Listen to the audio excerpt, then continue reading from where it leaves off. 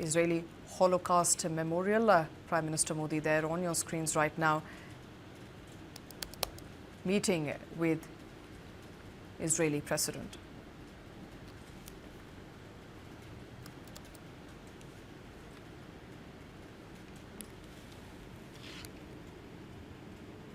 Prime Minister Modi is on a strategic second visit to Israel. This is the last leg of his visit. Remember, since 2017, Prime Minister Modi became the first Indian Prime Minister to visit Israel. And over the course of last 2 days, he's held strategic meetings with the Israeli counterpart. As of this afternoon, he's also meeting Israeli President Isaac Herzog. Bilateral engagements are on the cards. There will also be delegation-level conversations with Israeli Prime Minister Benjamin Netanyahu, an exchange of MOUs and press statements later this evening at Hotel King David. The Prime Minister would start the day with a visit, as he did, to Israel's official memorial institution dedicated to the victims of Holocaust. Yad Vashem, the memorial, remember, was established in 1953, is an important heritage for the state of Israel. And at the moment, he is currently in conversation with Israeli President Isaac Herzog. My colleague Varghese joining us with more details. Varghese, it's going to be a packed day for Prime Minister Modi today. It is a packed day, especially with his Israeli visit. He has been meeting all the top constitutional heads with regard to the Israeli government, and he's also being treated as top guest of the day for Israel. We did see him meeting with the Prime Minister, and he also met with the Knesset members. Despite the local politics that was happening in Israel, the opposition leader also turned up for his message that was given at the Knesset. So clearly, with meetings with Herzog and with clear indications of deepening ties with Israel, it shows that the Israeli administration gives a lot of importance for ties with India, and it has been a multi-dimensional ties as we in fact speak about it. We're talking about its investments in agriculture. Israeli agriculture technology was first in fact brought into Karnataka, and after they were in fact the technology was brought to Karnataka, other states also went ahead and have sourced Israeli agricultural technology. There's been constant visits of India's agricultural officials to Israel and being trained on it, and at the same time diplomatic efforts have also been carried out on the weapons front as well. Israel has been, after Russia, one of the most important defense partners when it comes to our weapon systems. So all this and a whole set of deepening ties that we are looking at, and probably the first talks for a free trade agreement also taking place on the sideline.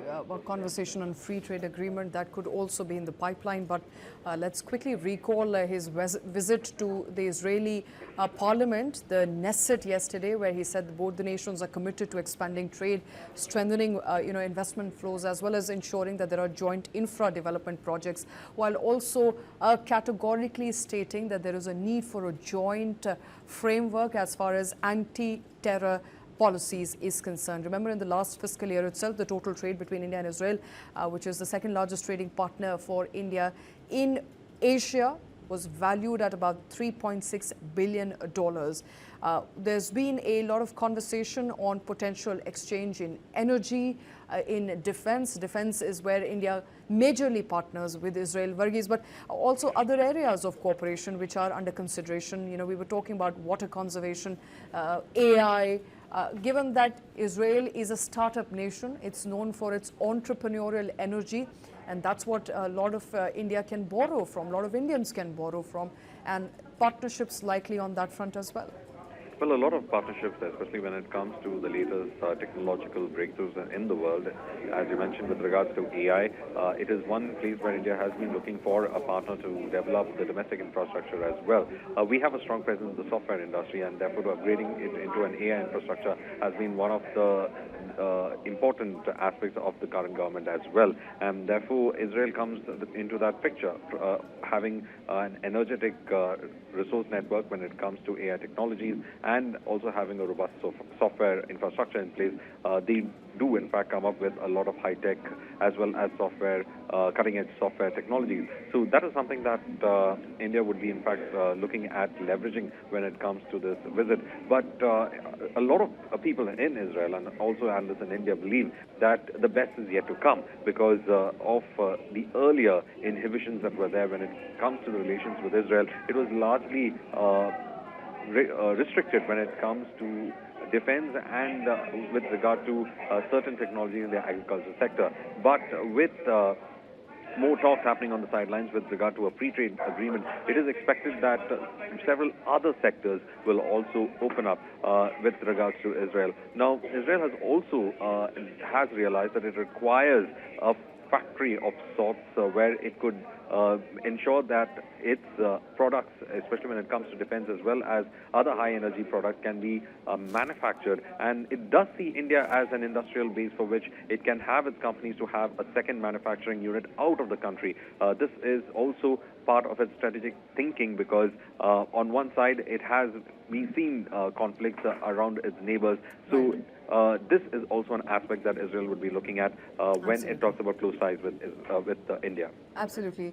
Varghese, we're also tracking the fact that, Prime Minister Modi has become the only Prime Minister of India to travel to Israel twice in his term. In fact, the first Prime Minister to have traveled to Israel for that matter. The bilateral relations between the two countries were set up as late as 1990s. So it's important to point out that Prime Minister Modi trying to identify every leverage, every opportunity that there is for India to be able to exercise and for Indians to be able to exercise going forward when it comes to Israel. Now, the visit comes amid geopolitical tensions. It comes amid hostilities in West Asia. So it makes it all the more important with Prime Minister Modi, in fact, being one of those rare leaders who's drawing a very fine line between having great ties with Israel, but at the same time having a relationship with Iran as well as with Palestine. He has, and in fact, India has consistently advocated for a two-state solution. And despite all of that, the camaraderie that we're seeing unfolding